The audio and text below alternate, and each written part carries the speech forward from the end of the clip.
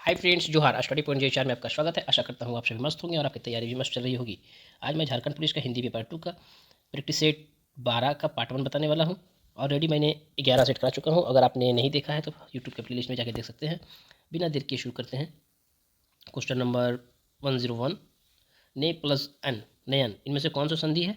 ए दीर्घ स्वर संधि, बी गुण संधि, सी यंत्र स्वर संधि और डी अयादि स्वर संधि। अगर आपको आंसर पता है तो प्लीज़ कमेंट कीजिए। इसका सही उत्तर हो जाएगा फ्रेंड्स डी, अयादि स्वर संधि। क्योंकि अयारी स्वर संधि में जो होता है ए, यानी कि ये वाला ए, फिर ए, ओ और स्वरों का मेल से दूसरे स्वरों से होता है तो उसे अयादी स्वर संधि कहते हैं। अगला प्रश्न है, प्रतिछवि प्लस प्रति प्लस छवि का होता है प्रतिछवि, इनमें से कौन सा संधि है? ए दीर्घ स्वर संधि, बी व्यंजन संधि, सी यंत्र स्वर संधि और डी अयादी स्वर संधि। इसका आंसर अगर आपको पता है तो प्लीज़ कमेंट कीजिए। इसका सही आंसर हो जाएगा फ्रेंड्स सी, यंत्र स्वर संधि। क्योंकि यंत्र स्वर संधि जो होता है इसकी विशेषता क्या है? हर्षई दुर्गई, हर्षऊ दुर्गऊ और री री के तुरंत बाद कोई भिन्न स्वर आता है तो उसे यंत्र स्वर संधि कहते हैं। अगला प्रश्न है, पवन का संधि विच्छेद करें। पवन का संधि विच्छेद कैसे होगा? ए पौ प्लस अन, बी पौ प्लस अन, सी पा प्लस अन और डी पौ प्लस अन। अगर आपको आंसर पता है तो प्लीज़ कमेंट कीजिए। इसका सही आंसर हो जाएगा फ्रेंड्स डी, पौ प्लस अन। अगला प्रश्न है, अनुदित, अनुदित का संधि विच्छेद करें। अब अनुदित के संधि विच्छेद क्या होगा? अनु प्लस उदित, बी होगा अनु प्लस उदित, सी हो जाएगा अन प्लस उदित या डी हो जाएगा अन अनु प्लस उदित। अगर आपको आंसर पता है तो प्लीज़ कमेंट कीजिए। इसका सही आंसर हो जाएगा फ्रेंड्स, यहाँ पे दिया हुआ है अनु प्लस अनुदित, तो इसका हो जाएगा आपका अनु प्लस उदित। अगला प्रश्न है, नील कमल, क्या दिया हुआ है 105 में? नील कमल में कौन सा समास है? ए बहुब्रीहि समास, बी द्विगु समास, सी कर्मधारय समास और डी द्वंद्व समास। तो उसमें कौन सा हो जाएगा फ्रेंड्स? इसका हो जाएगा सही सी, कर्मधारय समास। जिस समास में दोनों शब्दों के बीच विशेषण विशेष अथवा उपमान विपमेय का संबंध हो उसे कर्मधारय समास कहते हैं।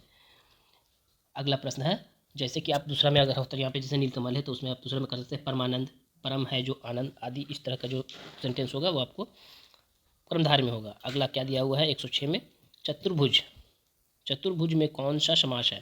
तो चतुर्भुज में कौन सा समास है? ए बहुब्रीहि, बी द्विगु, सी कर्मधारय और डी द्वंद्व। तो इसको पहले में मैंने इस चैप्टर में बताया है तो इसका सही उत्तर हो जाएगा फ्रेंड्स बी, बी द्विगु समास। क्योंकि आपका जिस समास में संख्यावाचक का बोध हो, क्या होता है? जिस समास में संख्यावाचक विशेषण का बोध हो, जैसे कि यहाँ पे चतुर्भुज, चार भुजों वाला, या फिर इसी टाइप का होता है चौराहा, नवरात्र, इस तरह के जो वर्ड शब्द आए तो उसे कौन सा होता है? द्विगु समास होगा। देखिए फिर उसी टाइप का आएगा आपका साथ में, त्रिवेणी में कौन सा समास है? तो त्रिवेणी यहाँ पे क्लियर पता चल रहा है कौन सा समास है, त्रिवेणी। तो त्रि में यहाँ पे आपको संख्यावाचक विशेषण का पता चल रहा है तो इसमें भी आपका हो जाएगा ए बहुब्रीहि, बी द्विगु, सी कर्मधारय और डी द्वंद्व। तो इसका भी उत्तर हो जाएगा फ्रेंड्स आपका बी, द्विगु समास। क्या हो जाएगा? बी द्विगु समास। अगला है 108 में, कवि का स्त्रीलिंग है। कवि का कौन सा स्त्रीलिंग है? ए कवि, यानी कि ये आपका पुल्लिंग है, ठीक है। तो इसका स्त्रीलिंग बताना है तो कवि का पुल्लिंग स्त्रीलिंग क्या हो जाएगा? ए कवित्री, बी कवियत्री, सी कवित्री और डी कवियत्री। तो इस टाइप का इसका सही उत्तर हो जाएगा आपका फ्रेंड्स बी, कवियत्री। कवि का होता है कवियत्री। आपको जो है एग्जाम्स के लिए एक वचन, बहुवचन, स्त्रीलिंग, पुल्लिंग, विलोम शब्द, पर्यायवाची शब्द, उसके बाद आपको मुहावरा, लोकोक्तियाँ, ये सब आपको जितना हो सके ज़्यादा से ज़्यादा याद कर लें ताकि आपको कोई प्रॉब्लम ना हो। ये सब क्वेश्चन में कुछ छूटना नहीं चाहिए। Okay friends. अगला है विद्वान, क्या होगा? विद्वान। विद्वान इसका स्त्रीलिंग क्या होगा? ये विद्वान जो है वो पुल्लिंग है, उसका स्त्रीलिंग बताना है। ए विद्वानी, बी विदुषी, सी विदुषिता और डी विदुषी। अगर आपको आंसर पता है तो प्लीज़ कमेंट कीजिए। इसका उत्तर हो जाएगा फ्रेंड्स आपका हो जाएगा बी, विदुषी। अगला है, जो क्रिया कर्म के साथ आती है, जो क्रिया कर्म के साथ आती है उसे क्या कहा जाता है? ए सकर्मक क्रिया, बी अकर्मक क्रिया, सी सामान्य क्रिया और डी पूर्वकालिक क्रिया। तो क्रिया जो है आपको फ्रेंड्स वो आपको रचना के आधार पर दो क्रिया होता है, सकर्मक क्रिया और अकर्मक क्रिया। तो इसका सही उत्तर हो जाएगा फ्रेंड्स, क्या बोल रहा है? जो क्रिया क्रम के साथ आती है तो उसे क्या कहते हैं? उसे हम लोग सकर्मक क्रिया कहते हैं। ए।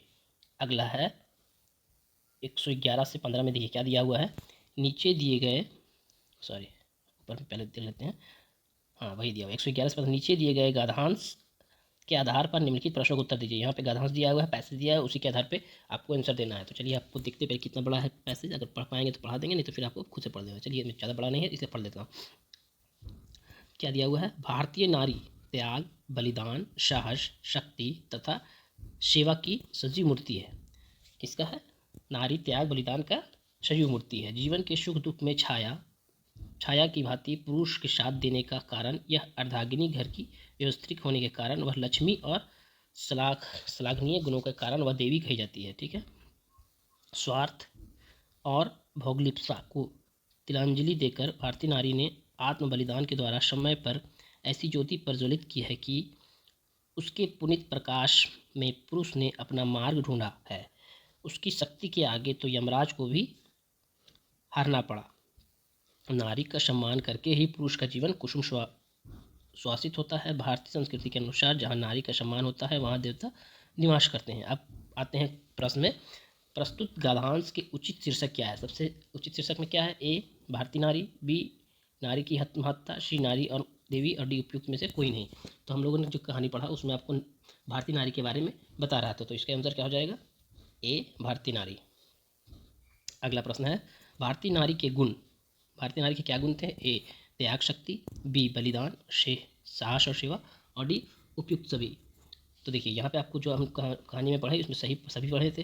त्याग और शक्ति भी है, बलिदान भी है, साहस और सेवा भी है, तो इसका सही उत्तर हो जाएगा डी उपयुक्त सभी। अगला है 113। नारी की शक्ति के आगे किसको हारना पड़ा? नारी की शक्ति के आगे किसके हारना पड़ा? ए भगवान को, बी पुरुष को, सी यमराज को और डी जगत को। तो हम लोगों ने कहानी में क्या पढ़ा है कि नारी के आगे किसको हारना पड़ता है? यमराज को हारना पड़ता है। अगला है 114 में भारतीय संस्कृति में भारतीय सभ्यता में देवताओं का निवास स्थान माना गया है। कहाँ? जहाँ नारियों का सम्मान हो, जहाँ नारियों का संपन्न हो, जहाँ नारियों सौभाग्यशाली हो, जहाँ नारियों को पुरुष का सम्मान। देखिए चलिए आपको थोड़ा सा इसको मिलाते हैं कि आपको आंसर हम लोग कहाँ से ढूंढते हैं। भारतीय संस्कृति के देवताओं का निवास स्थान, तो भारतीय संस्कृति का क्या बोल रहा है? देखिए यहाँ पे आपको लास्ट में दिया हुआ है भारतीय संस्कृति के अनुसार जहाँ नारी का सम्मान हो। क्या दिया हुआ है? संस्कृति के अनुसार जहाँ सम्मान हो, तो वही हम लोग को अभी क्वेश्चन में हो रहा था। यहाँ पे भारत संस्कृति के देवताओं को निवास स्थान माना गया है। कहाँ पे? जहाँ नारी का सम्मान हो, तो इसका उत्तर हो जाएगा ए जहाँ नारी का सम्मान हो। अगला प्रश्न है घर की व्यवस्थापिका होने के कारण नारी का रूप है। घर की व्यवस्थापिका होने के कारण नारी का रूप है क्या है? ए देवी, बी घार, सी लक्ष्मी और डी शहचरी। तो इसका सही उत्तर हो जाएगा फ्रेंड्स आपका हो जाएगा सी। क्या हो जाएगा? सी लक्ष्मी। अगला है 116 में इनमें से कौन सा शब्द वस्त्र का शब्दार्थक नहीं है? वस्त्र का जो है शब्दार्थक नहीं है। ए सूक्ष्म ए वसन, बी पट, सी कट और डी कपड़ा। तो अगर आपको आंसर पता है तो प्लीज़ कमेंट कीजिए। तो वस्त्र का जो है आपको पट भी होता है, कपड़ा भी होता है और वसन भी होता है। तो कौन सा नहीं होता है? सी नहीं होता है। तो इसका उत्तर हो जाएगा फ्रेंड्स सी कट। अगला है सूक्ष्म शब्द का विलोम शब्द है। सूक्ष्म का विलोम क्या हो जाएगा? ए सुषमा, बी स्थूल, सी छोटा, डी नाजुक। अगर आपको आंसर पता है तो प्लीज़ कमेंट कीजिए। इसका सही उत्तर हो जाएगा फ्रेंड्स आपका हो जाएगा सी। क्या हो जाएगा? सी स्थूल। सूक्ष्म का जो विलोम होता है अपोजिट होता है वो स्थूल होता है। अगला प्रश्न है इनमें से कौन सा शब्द घृणा शब्द का विलोम नहीं है? घृणा का विलोम नहीं है। ए प्रेम, बी प्यार, सी तिरस्कार और डी अनुराग। तो इसमें जो होगा फ्रेंड्स वो आपका प्यार भी होता है, घृणा का प्रेम, प्यार, तिरस्कार, अनुराग, ये नहीं होगा, ये होगा, ये भी नहीं। तो इसका जो है आपको प्रश्न गलत दिया हुआ है, इसमें आपको होगा इनमें से कौन सा शब्द घृणा का विलोम होगा। यहाँ पे शायद नहीं मिस्टेक से आ गया है, यहाँ पे इसका होना चाहिए घृणा का विलोम शब्द क्या है? तो घृणा का प्रेम होता है। अगला है नग्न। क्या है? नग्न शब्द का तद्भव रूप है। ए नाग, बी नंगा, सी नग और डी नाना। तो इसका सही उत्तर हो जाएगा फ्रेंड्स बी नंगा। अगला है 120 में फूला ना समाना। फूला ना समाना मुहावरे का अर्थ क्या होगा? बहुत फूल कर मोटा होना, जगह कम होना, समान का फूल जाना या डी बहुत प्रसन्न होना। तो आपको पता है फ्रेंड्स, तो आपको फूलो ना समाना का आंसर क्या हो जाएगा? आपका अगर पता है तो प्लीज़ कमेंट कीजिए। इसका सही उत्तर हो जाएगा डी बहुत प्रसन्न होना। फूलो ना समाना का मतलब होता है बहुत प्रसन्न होना। अगला है 120 फूल होना समाना ही हम लोग पढ़ लेते हैं। 120, चलिए फिर से आ गया। 121 में क्या दिया हुआ है, इन मुहावरों को उनके अर्थों के साथ लिखिए। अब इसका मुहावरा एक साइड दिया हुआ है, दूसरा साइड भी उसका अर्थ दिया हुआ है, तो उसमें से आपको मिलान करना है। लट्टू होना, लाल पीला होना, पापड़ बेलना, हवा लगना और पलके बिछाना। अगर आपको सभी पता है तो भी आप छाट सकते हैं, अगर आपको एक दो भी है तो उसमें भी आपको आंसर मिला सकते हैं। देखिए आपको फ्रेंड्स, आपको हम मिलाने का एक तरीका बता रहे हैं, ठीक है। जैसे कि आपको मान लो कि लट्टू होना का मतलब पता नहीं है, छोड़ देते हैं। दूसरा क्या दिया हुआ है, बी, लाल पीला होना। तो लाल पीला होना का मतलब क्या होता है, गुस्सा होना, है ना। सही है, दो मिला हुआ, यानी कि बी में दो को देखते कहाँ कहाँ पे, तो बी यहाँ पे है। तो बी का दो में देखिए आपका एक, पी, सी तीनों में दिया हुआ है दो तक, तो यानी कि डी से छटा है, बी सी। चलो अब दूसरा देखते हैं, पापड़ बेलना। तीसरा क्या दिया हुआ है, पापड़ बेलना। तो पापड़ बेलना का क्या होगा, पापड़ बेलना का मतलब क्या होता है, ए अशर होना, बी गुस्सा होना, सी मुग्ध होना, या डी कष्ट उठाना, या प्रेम पूर्वक स्वागत करना। तो देखिए यहाँ पे पापड़ बेलना का मतलब होता है कष्ट उठाना, चार। तो देखते हैं सी में चार कहाँ दिया हुआ है, सी का 4 देखिए यहाँ पे दिया हुआ है। तो इसका आंसर हो जाएगा आपका फ्रेंड्स, आपको सी, क्या हो जाएगा, सी हो जाएगा।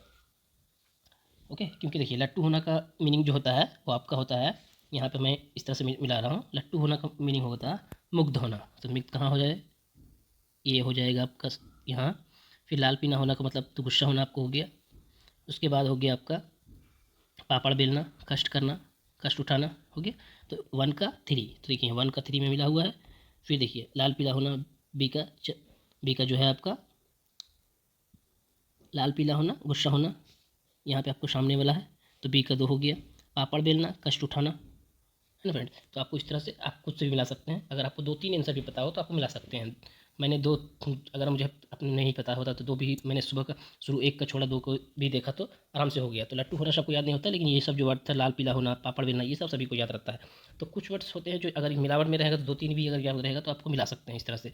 चलिए अगला प्रश्न है 122 में, दुराग्रह शब्द का अर्थ क्या होगा। दुराग्रह का शब्द क्या अर्थ क्या होगा, जिस घर जिसका घर बहुत दूर हो, दुष्ट का ग्रह, अनुचित बात के लिए आग्रह, दूर से किया गया आग्रह।